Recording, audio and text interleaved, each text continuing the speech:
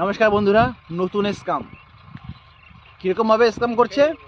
স্কুলের সামনে দাঁড়িয়েছে, প্রাইভেটের সামনে দাঁড়িয়ে দাঁড়িয়ে বাচ্চাদেরকে ম্যানিপুলেট করছে। যাদের অ্যাকচুয়ালি 18 বছর হয়ে গেছে তাদের কথাই বলছি।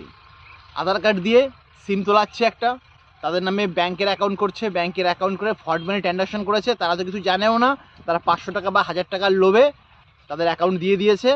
পরবর্তীকালে 3-4 মাস পরে বাড়িতে পুলিশের হেনস্থা এরকম হয়েছে। আজকে আমাদের পাড়াতেই এরকম একটা কেস হয়েছে, তো সেই কারণে এই ভিডিওটা করা।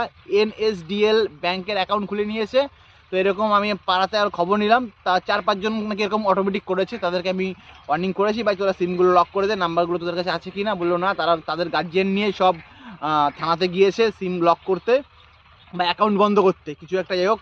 তো তাদের নামে কেস তৈরি হয়েছে। কর্ণাটকের পুলিশ এসেছে তাদের বাড়িতে আজকে সকালবেলাতে।